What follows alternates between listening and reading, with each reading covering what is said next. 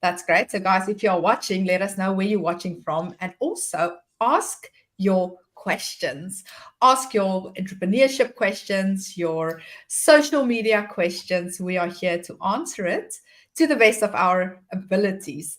And I want to say it's summer. It's almost summer, but here in Cape Town, it's raining. No summer for Unlucky. us. Well, I mean, it's not too warm in Joburg either, to be honest with you. I think today is like 20 degrees or something. Yesterday was like 18. The day before was like 17. So last week was amazing. We had amazing weather last week. I think the weekend is warming up again. So some inconsistencies in weather, same as in life. Nothing is linear, but we Very appreciate true. what we have. Yes. I just want to say hello to Michelle from Eden. So Michelle has got a social media agency as well. And Michelle, if you've got questions, please ask your questions. I know she does social media for a couple of clients. And those of you who are watching, please say hi and ask your questions. Now that you say about the inconsistencies and the things, I had a live yesterday with a woman. So she's got this business, Adco, and it's such a beautiful story that she started this business because she's got a child with some other gestremdheid, I'm not sure what, but the whole conversation eventually revolved around the fact that we get difficulties in life, and sometimes you can see it as a problem, and sometimes you can see it or some people see it as opportunities. And then we just realized how important it is to take what life gives you, and understand that it's actually something we need to bring out something either in ourselves or to bring something new to the world. So just here to 100%. learn as well, Michelle. Life, Awesome. life, Nice to see life you, has a Michelle. tendency to give you exactly what you need in the moment, and it's up to you to decide whether you're going to use that constructively or negatively, and whether you're going to use it in a good way or a bad way. And that's very cool. I'm a big believer in that. So, guys, if you are watching, I'm talking to Jandre from V8 Media again today, and we are talking all things social media. So, if you've got questions, please ask. But one thing I just want to mention is that also let us know if you can hear us. Just let us know in the comments. So, Jandre, one thing that I really learned from you is it's such a simple concept. But since I've learned that, I actually see how many entrepreneurs don't have this specific skill in their either themselves or their business, and that is to sort of like understand the buyer's journey of a consumer or a customer. So we do a lot. When you're in business, you do a lot of effort to the whole time get new people in your system, but we don't do enough to take those people and convert them, or to walk the journey with them so that we can eventually convert them into a client. So it's almost as if we fill our pipeline, but then we lose them, and then we want to keep filling. So that's really something that you taught me. And since that, it's sort of like the penny dropped, and I'm like, oh my word, we're leaving so much business on the table as entrepreneurs by not doing it. Maybe you can talk a little bit about that. Yeah, I suppose I just call it going all the way. It's we have a tendency to only go halfway because we think that halfway is the final destination, and halfway, aka the final destination that we think it is marketing. So we think that everything starts and stops at marketing. But that is not enough. It's understanding that you have to convert the attention that the marketing has generated, because that's what we do. And why we do marketing is to generate the attention, but we have to convert that attention at the same time. And I think most entrepreneurs and business owners, or maybe even CMOs and marketing managers, tend to neglect the actual conversion process of making sure that you actually have the necessary systems in place, the necessary procedures in place to convert the attention that you've generated. So whether that would be a business selling to another business, you've got a pipeline full of leads, someone inquires on the website, you give them a call and they say, look, we'll get back to you when we're ready to have an actual video call or a demo presentation. And you just leave it at that, hoping that they will contact you when you're ready or when they're ready. And it just doesn't work like that. You have to follow up with that prospect because their days are noisy. There's a lot that happens in their reality that is distracting them from actually getting the solution to what they actually need to further their business. And your product or service might be the solution for that, even though they might be distracted. So you have to cut through the noise and maybe give them a call next week or in a few days' time to say, hey, listen, last week when we chatted, you said, you're going on leave, or you said that you guys are looking into this, just wondering or wanted to surface the conversation of whether you're interested in finding out, the solution that we have that could potentially help you. It's just following up with that conversation. And if you potentially that's just a simple, obviously, example. But if you're on a consumer-facing business, we work with a lot of beauty businesses. I say this all the time. Someone inquires and they say, I want to make a booking for 10. They make the booking and they don't pitch up and then just leave it. And I'm like, but why don't you phone that customer who said that they're going to come, who didn't manage to come because maybe life happened. Maybe they had to take their kid somewhere. Maybe she forgot that she had an important meeting. And now you're just not making any effort to contact her and ask her what happened. Ask her if she's okay. Ask her if she's still coming. Ask her if she wants to reschedule. And it's just, we're not really putting in enough effort at converting the people who have expressed some form of interest. And we assume by them expressing interest that is all that's needed in order to get cash into the business. And that is just not the case. We've seen it with ourselves as well. On our agency side over the last 2 months, where we have a ton of people who are interested in working with us, but we didn't necessarily have, or because of staff changes and new systems that we're trying to experiment with to streamline things, people are not used to those systems. So there's a lot of people who didn't end up, converting into becoming clients, and they probably could have or would have if we were a little bit more, not aggressive per se, like that is for a lack of a better word, but more attentive and more on the ball, more proactive with our communication to those people who have expressed interest. So yeah, very valuable conversation that we can have. And I do believe that if you miss this part, everything else just falls flat, unfortunately. So I just quickly want to say hi to Nazreen. Hello, lovely to have you here. If you are watching, I'm chatting to Jandre and we're talking about entrepreneurship, how to get more customers in your business. Now, let's quickly see. There's a few things I want to comment on. Let's quickly see Michelle's question. I would like to know if you're not running ads, what's the best way to grow your newsletter? If you are running an ad, what's the best way to get people to actually sign up? Now, before I'm going to give you a chance to answer that, Jandre, Michelle, I don't know if you know that I do have an email marketing course, which is brilliant. If you don't know, let me know, because in there I give you amazing ideas. But Jandre is also very knowledgeable on email. So maybe you want to give her a few tips there. Yeah, I suppose it depends on what she's currently doing to grab attention. So, the question starts with where the attention is. So are you generating that attention on social media? So then the question is, can you direct the people on social media into a newsletter without having to run your ads? So it's not necessarily something you don't have to run ads to generate, obviously, or increase your subscriber base, but it does help because it is more consistent in growing the actual database, because the ads run while you're sleeping, while you're on holiday, etc., which is pretty cool. So I think if you are using social media and you potentially have a website and you're driving traffic to your website because of the social media presence that you have, then the simplest thing to do is just to have a small little pop-up on the site that incentivize people to potentially download a resource or a valuable piece of information that might help them in some way. that they can opt in for.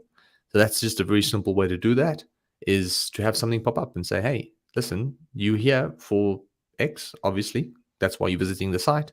And I think this Y might be pretty cool and might be able to help you. And if you put in your email, I'll send it over to you for free. So that's one way to do it, is just to give value in exchange for building up your database. And yeah, I mean, you can even do this on Instagram these days. There is a very cool tool called Linktree.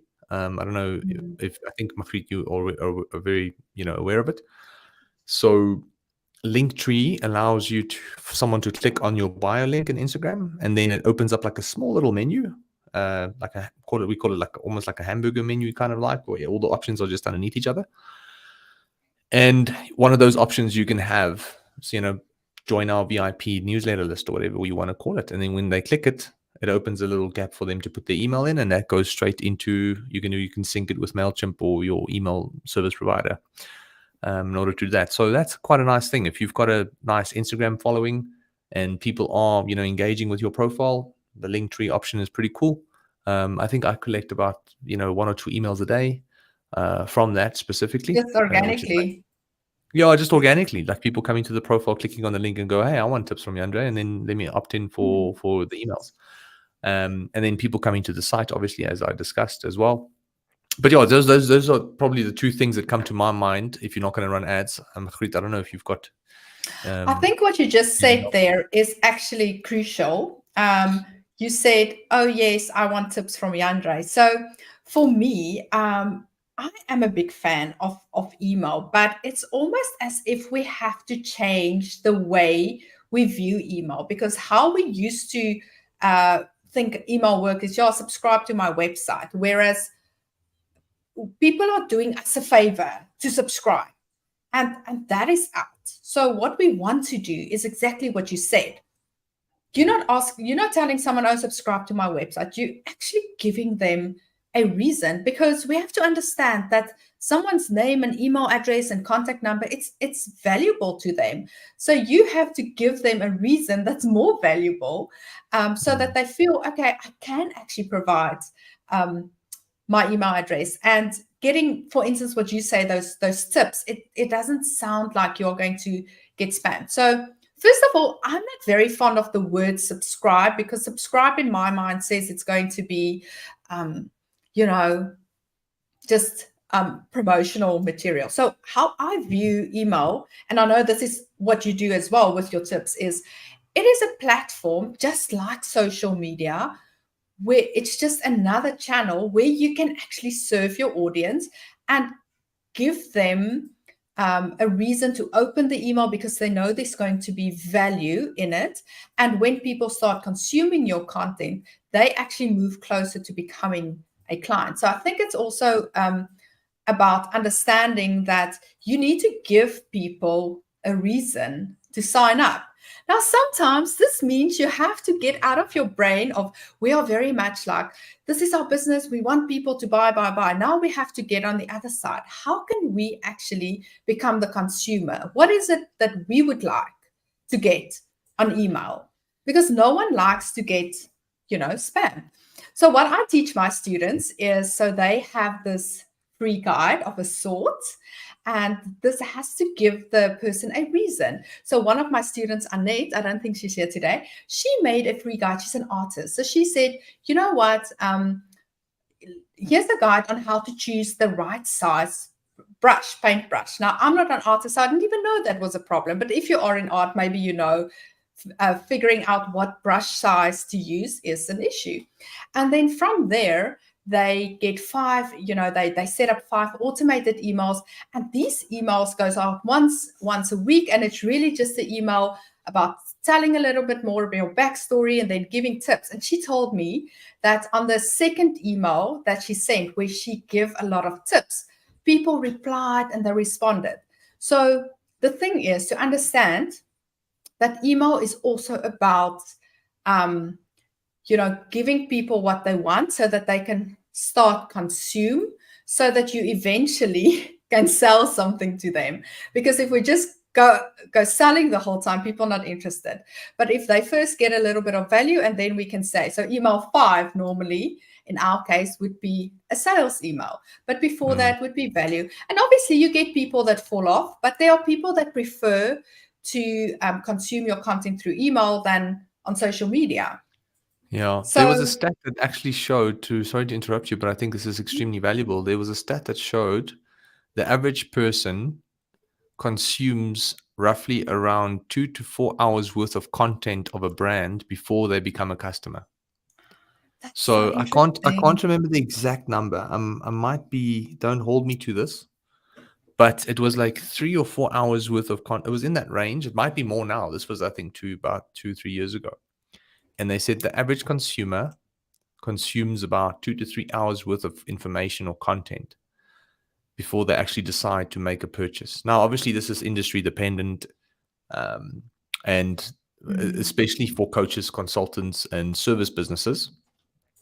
So, yeah, I thought that was pretty interesting to know, purely because of the fact that that means the question is, what kind of information are you sharing with your audience? And are they consuming that in a way that it allows them to actually make a decision around your product or service, and whether, your service is going to be the superior one?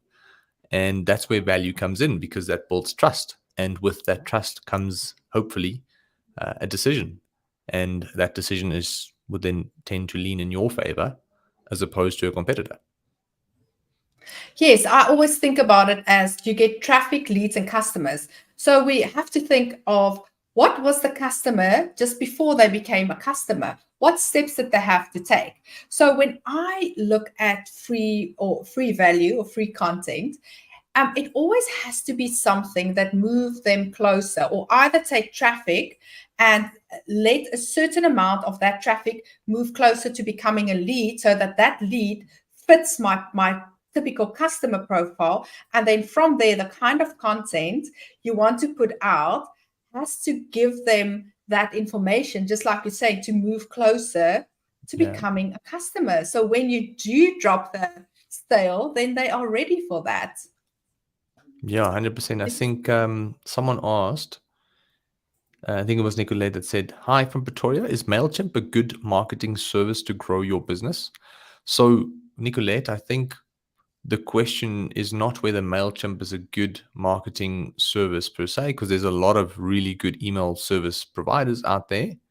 The question should be, is email sufficient in helping you grow your business? And then what tool is best in order to send in those emails to your customers or leads or whatever you have at this time. And I think phrasing the question that way would give more context to, it's not, MailChimp in itself is not necessarily going to grow your business. It's not MailChimp that's going to grow your business. It's not any other email service provider that's going to help you grow your business. It is the fact that you are collecting emails from customers, potential leads, people who are interested in hearing from you, and communicating with them in a way where you actually can get tangible revenue back. And that is obviously email marketing, and email marketing is quite sufficient at doing that if you do it correctly, obviously. But you need to have an audience. So the question first is, we had someone who wanted to use email to grow their business, but they had 0 people in their database. And we said, look, as much as you want to sign up for our email marketing package or whatever we had at the time, we said we wouldn't recommend that, because you're going to be spending money on sending emails to 100 people, which is most likely not going to get a return at all, considering that a very small percentage of those people will actually open and buy. So we suggested that he should just actually have a strategy that helps him collect emails, which will be a combination of running ads and obviously collecting emails and then sending emails to those people. So to answer your question, Nicolette, I think email is obviously a great way to grow your business. If you have an audience to speak to, and if you have existing strategies to keep growing your audience. Is MailChimp a good service provider to help you do that? I do think MailChimp is perfectly fine. There's nothing wrong with it. It depends on the kind of industry that you're in. So if you were an online store, I would rather recommend an email tool like OmniSend or Klaviyo specifically. Those 2 email service providers are more contextual to e-commerce businesses, and they are, just a little bit more agile in terms of helping you grow an online store. And MailChimp, if you have any other service, is perfectly fine. There's nothing wrong with it. I think some people have been moaning about their pricing options. So there are more competitively priced email service providers out there. I do know that one that I enjoy using, just send mass emails to my database, is MailerLite. It's MailerLite. Very affordable. And the open rates are good. You can do automations with it. I actually signed up for it about 2 years ago after using ActiveCampaign for a long time, and I was looking at a way to save up some operational costs, and we moved over to MailerLite, and we've been very, very great. We've been very happy with what we've been receiving from them in terms of efficacy. So yeah, I hope that answers your question. I think just from my side, so I think it's about understanding that there are strategy and tactics. It's almost as if you're asking, okay, I want to hike to the top of Table Mountain. Is high-techs a good option to get me to the top of Table Mountain? So I would say, okay, but do you know the route to get there? Do you know, what's your strategy like? Do you have a roadmap where your high-tech shoes is just part of it? Because high-tech is not going to get you at the top of Table Mountain, but yes, definitely it's going to help you get there. But that is not the one thing that's going to get you there. And I think just understanding that email marketing forms a part of a bigger strategy. So understanding how you are strategizing this and what part does email marketing play. So one thing I just want to answer, this is Cherie. So one thing I really like when running ads. So she's asking, should I run ads to grow this? The first thing I would say is, first of all, if people organically download this, then you've got something. If they don't, then running ads not going to make a difference. So you must make sure that the content is good enough for someone to download it if you just post it. But if you want to run ads, so one of my favorite strategies for running ads to a lead magnet is on the thank you page to have some sort of an offer. So if people shows interest and you can maybe have a very low cost something that you sell, maybe, I sometimes would sell just a simple how-to video or whatever, just to liquidate the cost of running ads. Because when you start spending money to get leads, you really need to know the lifetime value of the lead and how you're going to turn that into money. So I would at first just make sure that it's organically growing. And then if you've got something that's really great, then maybe you can do it. I don't know your thoughts on that, Jandre. Yeah, look, I think I'm a big advocate of running ads purely because it works a lot quicker and it's a lot more consistent if you do it right than organically posting on social media, all day and every day. It can get quite taxing and tiring to think about what I have to post now. How am I going to get people to go to the site? And so ads obviously I'm just lazy, maybe. I think that's a great way to explain it. Is like, I'm just too lazy to do all that effort. I'll just rather run ads. So I think it's just it's a leverage that we have as a skill to run those ads. And I think if you can, I'm actually running an ad right now, funny enough, for our e-commerce prospects. So we have an ebook that we created about, I think it's like 15 Shopify apps that we've used over the last 2-3 years. Those are apps that we religiously advocate to anybody who is on Shopify. And we thought there was such valuable information because when we share it with clients, they're like, oh, wow, this is so cool. This is really awesome. So we thought, actually, my developer, Brad, he said, look, we can put a document together with all these apps that I recommend because clients actually enjoy installing it and seeing the difference, and they're happy that someone recommended it. So we created an ebook of it. I think it's like a 12 or 13, 14 page PDF, very straight to the point. Here's the type of apps that you need for Shopify if you want to, increase conversion rate, average order value, and repeat customers, etc. And I created a Facebook ad. I created a Facebook ad about 3 weeks ago, I think. And it was just a video of me saying, hey, listen, here's a resource, 12 pages, 15 apps that you need to do all these 3 things on Shopify. If you want it, just click on the link below and leave your details. And all it is, it's a Facebook lead form ad that collects your name and email. And that then puts you into my database. And I started this, I think it was literally 3 weeks ago, if I'm not mistaken. And so far, I kid you not, we have a total of 616 people that's opted in. Wow. And it's costing me 3 Rand to get someone to opt in. So I think I'm Incredible. running it like at a very small budget of like $100 a day, just to see if it worked. And we actually got inquiries from that and sales from that too. So it just goes to show. But the strategy includes us giving the resource, the value, and then it also includes me sending them occasional emails. I think 1 email every 3 days of just further educating them on how to grow their sites, their online stores themselves. Just practical tips on, what to do next if you're a small business.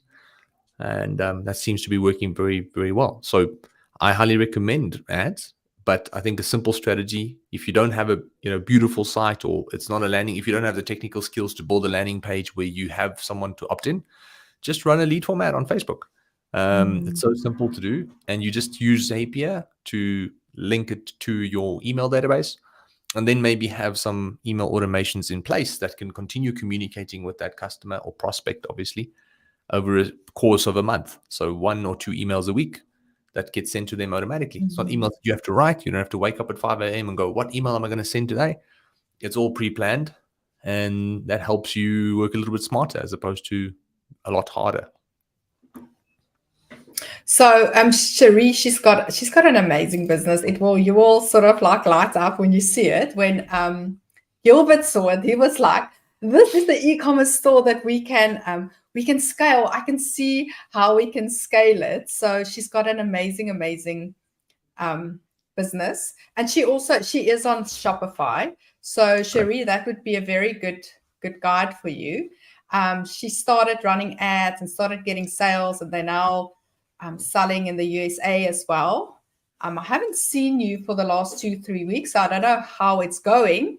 I would love to catch up. So yeah, so very good advice. Like you say, running ads, like I'm very conservative sometimes because I don't want people to lose money, but I run ads to my to my freebies. I run ads because it's just so cheap with what you get. But like you say, you've got those systems in place of how do you convert these people eventually to sales. And maybe, like you say, if you have those mails and then every 3rd or whatever day, and then the last one is a sales mail, and then you can track exactly how many sales you get. And you can see, okay, it costs me this per lead, but I get in X amount per lead. And then, yeah, that is amazing. So I think she said that she just said that she ran out of stock. She says the ads did so well that we sold out. You must see, like, you will get so excited. Gilbert was very excited when they saw her. I think he showed me the site the next day, actually. Oh, is it? Yeah, that's amazing. That's amazing, if you're looking for partners, we actually that is what I was looking. That's what I was thinking of, because so we launched V8 Capital as a soft launch. It's not public facing yet per se, but we've invested in one company, 50% equity that we've taken, and I think we started on 10 grand a month, and last month we did 180,000. So exciting stuff. So if anybody's looking for partners, you know where to find me. I was actually thinking about them because we spoke about that, you launching V8 Capital, and Cherie's name. That was a shameless plug. Thanks. So Bronwyn is saying, definitely I've learned something in a short time. I've listened. Thank you. So Nazreen is saying, I've been using MailChimp for more than a decade. It's how you use it and your content. Absolutely. Okay, let's see this question. Hi guys, I am a new business owner. I'm struggling to get new customers to go and see. Okay, so you're saying you're struggling to get in more leads that you can turn into customers. What can I do to get in new customers? You need to get in new leads. Jandre, I think this is your forte.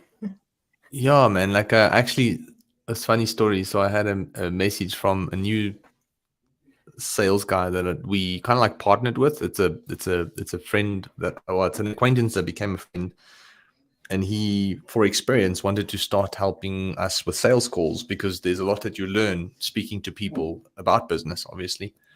And I think he started on Monday, and he woke up on Tuesday with like 3 calls in his calendar, and he was like, "Whoa, this is interesting. Like, I wake up and I've got people to speak to." And then he checked his calendar today, and he's got 13 people lined up for the next 7 days that he has to chat to. So he was like, "That's a very impressive skill." And long story short, I think what I'm trying to elaborate on is, like, Aldrich, is the one thing that you need to invest in is learning the skill on how to get people into your calendar or into your pipeline, and aka generating leads. It's the most valuable skill that anybody can learn.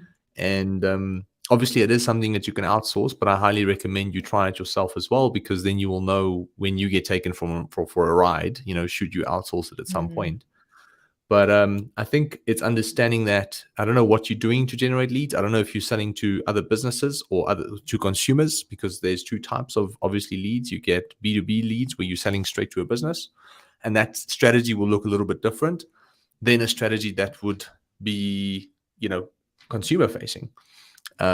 So if you're saying that you want to go see customers, I think if you can maybe give us an idea of what you do, then the advice that I can provide will be a little bit more contextual, as opposed to a blanket vanilla, reply that might be cool, but I'm scared that, there's not much value in it. So if you can maybe give us some insight to what you actually do, what kind of business you have, and who your ideal customers are, I'll be more than happy to take 3 or 4 minutes and guide you through what I would have potentially done if I was you. I just quickly want to share my screen here because this is something I showed my students just yesterday.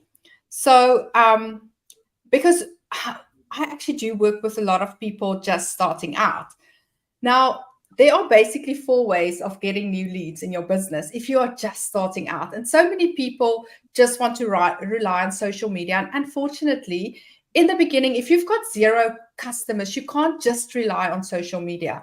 So the first thing is you need to go to your phone and write out all the names and numbers of everyone you know and reach out to them. So that would be warm outreach. So that is for me always the very first way.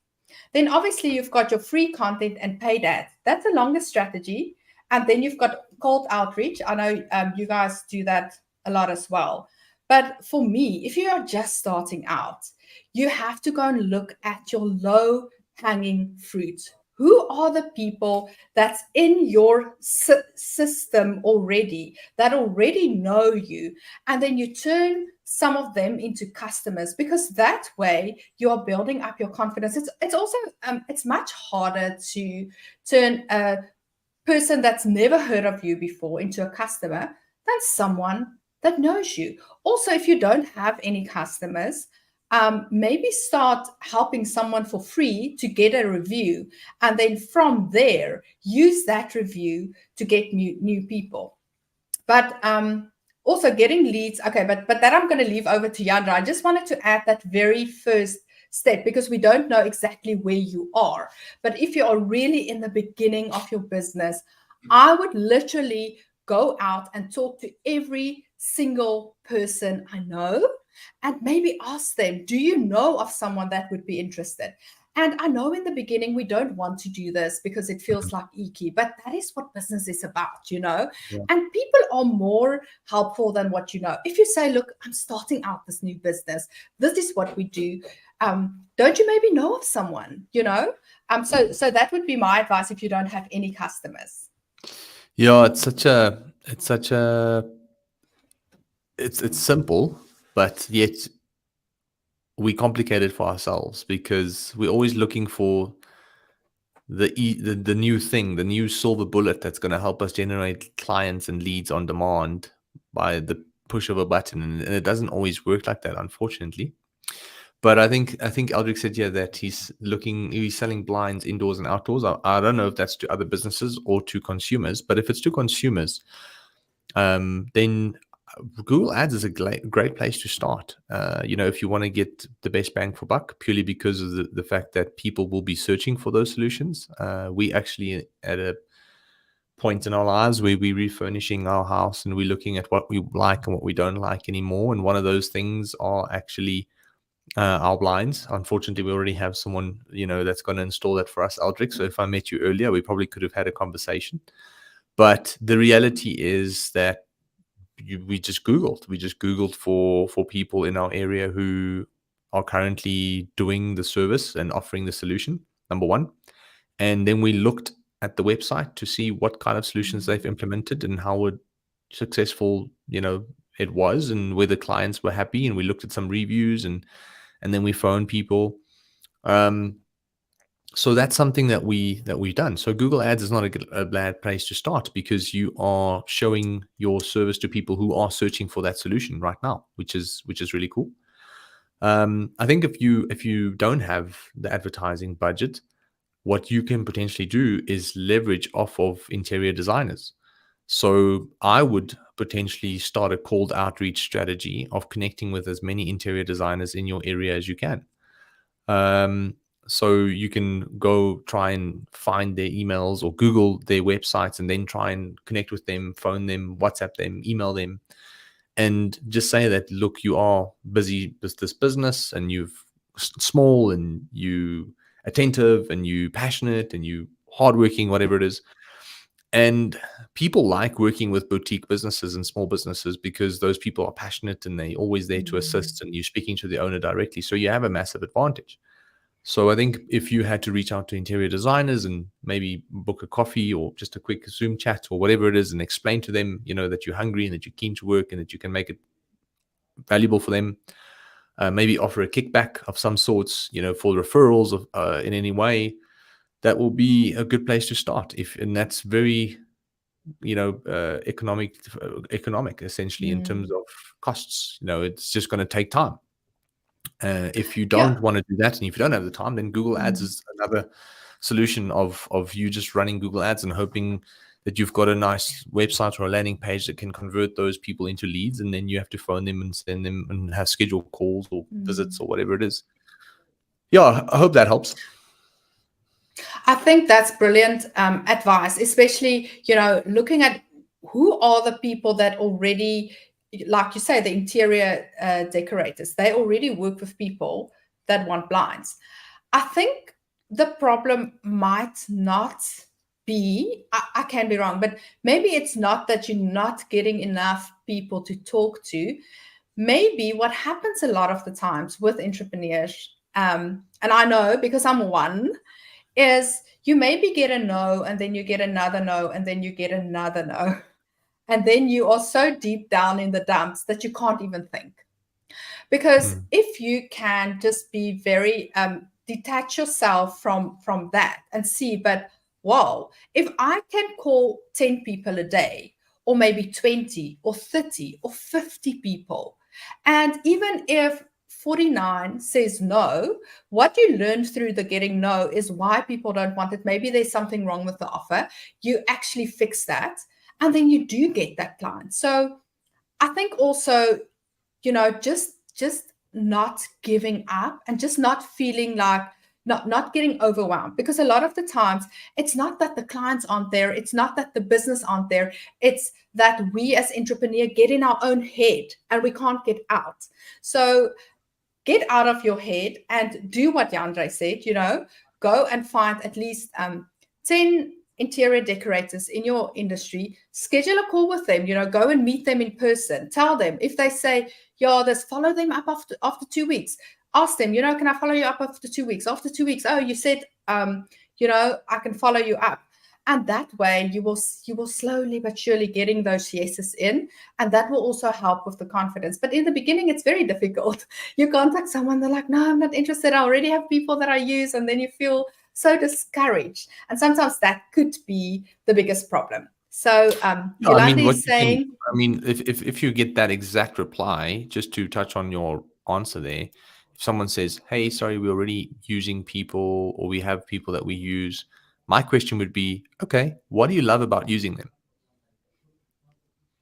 It's like literally the first question I would ask, like, "What do you love about using them?" Oh, they are X, Y, Z, and then you get an idea of what interior designers want.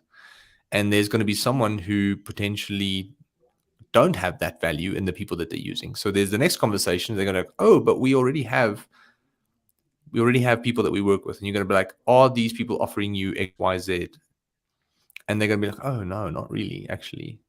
And then you're going to be like, well, I do that differently, and that is essentially my unique selling point, and that's why I want to help. And then they're going to be like, do you think it's worth scheduling a 50-minute chat just to see if there's a way for us to work together? Because it's like we can look at every single phone call and know per se as a way to feel discouraged and beat ourselves up and say, I shouldn't be phoning people, I'm wasting my time. But the reality is, if you look at it differently, that 15 minutes or 10 minutes on a phone call with a stranger that tells you no is a great way to get feedback, like you said, that can help you improve your offer. Now, an offer in your case might have a ton of nuances around it, because it's not like you're going to be able to offer blinds, at a linear 50% off all the time. But I think what it boils down to is that you are learning about what interior designers want, what they find attractive, what they find convenient, efficient, and what they find valuable. And the more you learn that, the more you can start implementing that into your service, and the more you can start offering that to other interior designers who don't have that within their own network. So, yeah, I hope that's a valuable point of view.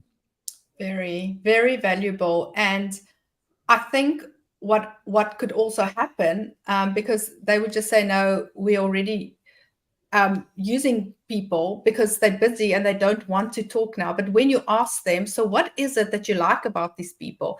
It opens the gate for them to start actually this conversation. Yeah, it's an And what open-ended could happen, question. So the thing is, yeah, open-ended questions makes the brain work, and that's where the value lies.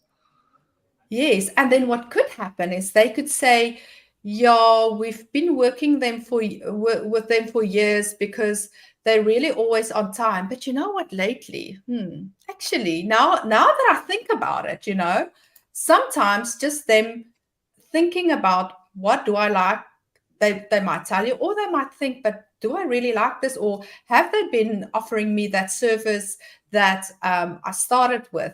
And that could be like, your open gate. And I fully agree with Jandre, just looking at it differently, just not looking at a no as a no, there's something wrong with me. No, I shouldn't be doing this. But no, how can I improve, or how can I do this better? Taking a no as a lesson and bringing that in, and then using that for the next verse. So he's saying, thank you. So please let us know how it's going, and I let like us what know how Yolandi many. said there. Yolandi made a very valuable comment, and she said post before and after photos of your work, and that is so crucial. It ties in with success stories, with reviews, testimonials. I think every single client that you've helped you should don't be ashamed to ask for feedback, good or bad. If you get good Yeah. feedback, great, share it with the world. If you get bad feedback, great, because now you know what you can improve on moving forward.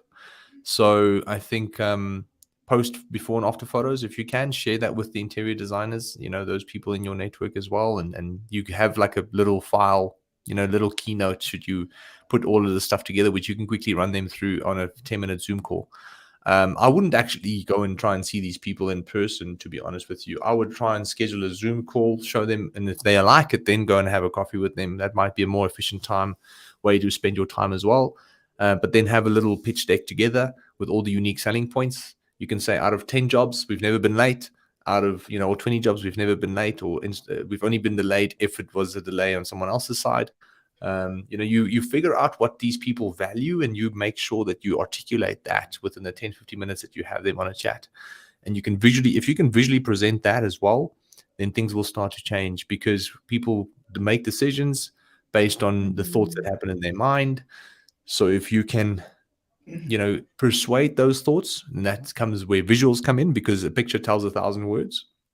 So if you can persuade the thought process with visuals, and get them to better understand the value in that way, then I'm saying most of these people, but I think a high percentage of them might enjoy an actual face-to-face meeting, and that might be a nice way to expand your network. So I see Candle Avenue says they are about to start their journey with V8. Awesome. So Melinda Well, that wants makes me to actually know where. nervous, man. I hope we can live up to the expectation. Number one, I always get anxious when people are excited because we are humans. We do make mistakes, but hopefully, Candle Avenue. I don't know what your name is, unfortunately, but hopefully you've had a good experience so far. And if you don't have one, please raise your concerns so that we can fix it and amend it. But yeah, I think from our side, it's very nice to see. Thank you so much for the support as well. So Melinda is asking, where can she find the link? Now, I heard Jandre said you must put the link in your bio. So hopefully Jandre's link is in his bio. But Melinda, you can also go and check my bio on Instagram. There are also some freebies. So Jandre, do you have the link that you can get it there? Not really. Oh, Actually, it's Antoinette. Okay, awesome. Antoinette, yeah. Antoinette so Schminker. She's if you also go one and of my click on students. my bio, there will be obviously links that you can follow. One of them might be, I think none of them actually takes you to the ebook because it's something I launched 3 weeks ago, to be honest with you, and I didn't know if the strategy was going to work, so I haven't really optimized as much as I should. But you can just message me or email me directly, and then I'll send it over to you. Because I was too lazy to build a landing. I was even too lazy to build a landing page for it. That's why I said, like, remember, I'm lazy. Yeah. I work smart. So I was like, I'm just gonna run a lead form and put them straight into the email sequence.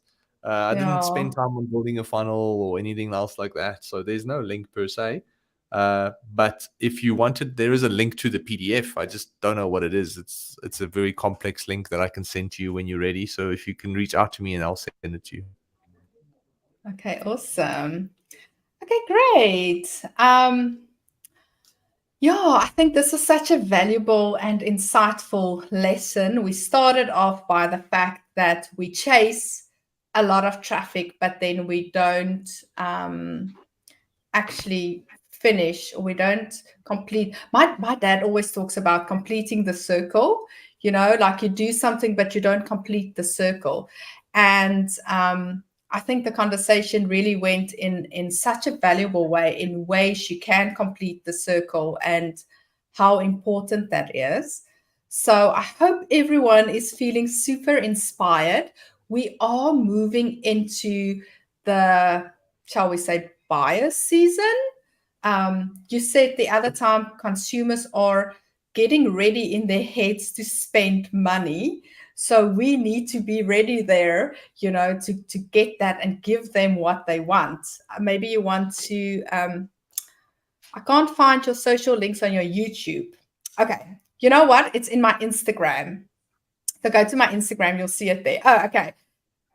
I have to put it on my YouTube. Thank you for that. Maybe you can just comment. Yeah, I'll just comment. You've commented below this video. I'll send you a message just after this live. Are you there? Yeah, shame, man. I think just touching on Q4, I think from my side, about 35 to 40% of a lot of online stores' revenue gets generated in the last 3 months of the year. So it's just trying to optimize as much as possible. So I mean, maybe our next conversation could be what if you have an online website and if you have an online store, what you can be doing to prep for Q4 effectively, ensuring that you maximize the traffic that will be coming your way. And also maximizing the psychology that's in the mind of the consumer, where they are more inclined to spend money because it's that time of the year where they are looking for deals and the wallet is a little bit more open than it normally would be. And you want to capitalize on that best you can. Awesome. Awesome. That was really great. So Michelle is saying that would be great. So guys, you are welcome to share your thoughts, what you took out, maybe some aha moments. It's always really great to see, what light bulb moments people get, because we all hear different things in conversations. So please share your light bulb moments with us. That would be much appreciated. And I think that's such a good idea, Jandre, about next week. So we should just look at our calendar that we do it next week if we can, but that we do talk about Q4 and how can we make sure that we actually optimize on that, that we can convert traffic to leads to sales, because we a lot of the times, and I'm talking to myself now, we do so much effort to get in front of new people, but then we just don't do enough, or our website just don't have those elements on that can help with that heavy lifting of converting someone, of helping them to make this decision by answering questions they don't even know they had about your product, and helping them overcome all of that resistance to buying. So that would be very, very beneficial, I think, for everyone. And that would be great. Yeah, I would love to dive into that next week. Thanks. I think Helene, she says, hi, as a business coach, how do I pinpoint what the client prefer or need? Giet, I don't know if you have some context to, maybe, I don't know if she's one of your students or some, but I think from my side, it's a bit of a vague question, because as a business coach, it starts with prompting, right? It starts with asking questions. I call it peeling the layers of the onion. So people will give you feedback, but then you have to continue prompting in order to get to the actual root of the problem. So if you have a client who has a business, and then you as a coach, your job would be to help them become a better business owner. And that starts by helping them identify what's holding them back from growing their business. So the questions that you ask is probably the most crucial thing. And those questions will most likely be in the line of, how's business going? Revenue is revenue up or down? Revenue is down. Okay. Why is revenue down? Why do you think revenue is down? I think it's because of X, Y, and Z. Could it be anything else? Most people will blame it on the economy, but that's not a sufficient reply. That is a very easy thing, and it comes almost like an scapegoat almost. So the questions are, if revenue is down, let's first try and get to the bottom of why it's down. Have you been spending some amount of money on marketing? Have you been spending less money on marketing? Have you switched agencies? Are you doing the marketing yourself?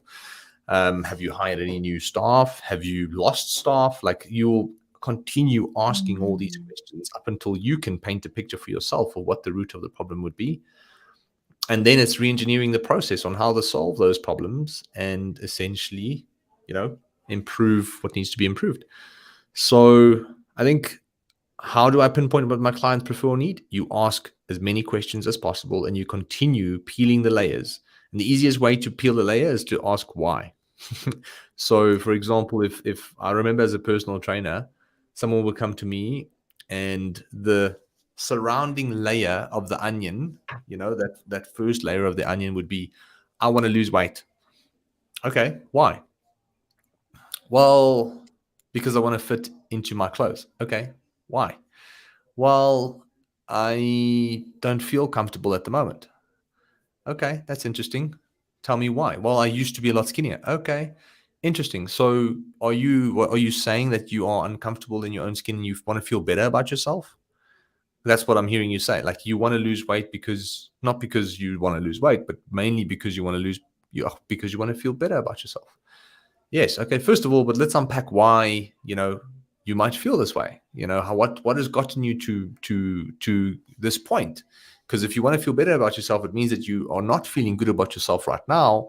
So what has led to the overconsumption of food, or what has led to you actually gaining this weight in the first place? And they're going to be like, well, I got married, or I had kids, or I got this, or I had that. So now you realize that it's all lifestyle choices that they've made.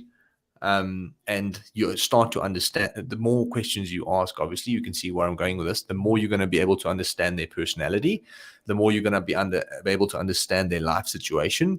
And those dots will help you create a solution that fits in with their personality and their life situation, that can help them achieve their goals. Because as a personal trainer at that time, this was now, 10, 12 years back, but I could have easily said, you want to lose weight? Okay, cool. Go do these exercises and go eat this food. But that might not have been the best solution for her, because there's other nuances around the goal and the problems Mm. that she's facing. And the better you can understand those nuances, the better you can actually give advice and a plan and a strategy that can help them overcome it. Yeah, from my side, I think that this is actually a practical example of what to do. So we just go live and then we listen to what you guys want to know. And from this, our topic came now for the next one. So it's so important to listen to what people want, and we don't always know as business owners. So it's actually so interesting to see, like, by doing this live, we actually get to see what questions people have and what struggles they have, and from that we can actually create more content. So I think this is a brilliant idea. Maybe, going live once a week with just random business owners and asking them questions, and and then from there, then okay, so this is a problem people have, so now I can go and maybe make a free guide on this issue that people have. So yeah, I think valuable advice there. One last question for you, Jandre. Yeah, what is that? Eldrick, hey guys, one last question. Sorry, how effective is canvassing, handing out flyers, etc.? So, I mean, there's nothing, I mean, so I want to think about this answer for a second, because I don't want to be the digital advocate that says don't do flyers. Can I be that? Yeah, No, I just suppose. joking. No, So I don't. can I just share? Yeah, go for it. You go first, and then I'll share my Okay, 2 cents. so what I want to say is, yes, I agree with Jandre. I don't want to say it's not good. It's the same with I'm pro traditional advertising. What you need to understand about things like that is we have become so accustomed at clicking, and the thing with a flyer or the business card is, yeah, it's nice, but people can't click. They have to type in a number. They have to type in the website, and it's as if we don't do that anymore. So for that reason, I'm not the biggest fan. I think it's Yeah, just something that lies in the yeah. car. My 2 cents is the question that you need to be asking yourself is, where are your people hanging out? So if you have clients and customers that you want to target, are they the kind of people who are going to pick up a flyer and actually pay attention to it? 99% of the time, that is probably no. But if you were targeting a very old demographic, so for example, I was standing in the bathroom the other day in the mall, and they have these little advertising A4 frames, obviously in front of the urinals. And I thought to myself, how effective is this advertising? And then I thought, but what's the message that I'm actually looking at? And it was erectional dysfunction issues. And, it was the stuff that you wouldn't necessarily normally see online, or that's not necessarily allowed to be advertised on platforms like Facebook or Google and Instagram. So that clicked. So, I mean, it's something I've always known, but it just reminded me that digital is an amazing solution, but there are businesses out there who do benefit from other things too, or that might see a higher return from an additional or traditional methods. But I think it's not a binary thing of saying what business works, it works for, and what business it doesn't. It's more of a quantification saying most businesses, 90% of them, will probably do better if they had a proper digital strategy, or 95% of them. So in your case, I think the question is, who are you targeting? And are those the kind of people that are actually going to be seeing the flyers and picking it up? And if the demographic is maybe 65 and older, yes, maybe it's still worth running ads in a U magazine, because those are the kind of people that read it.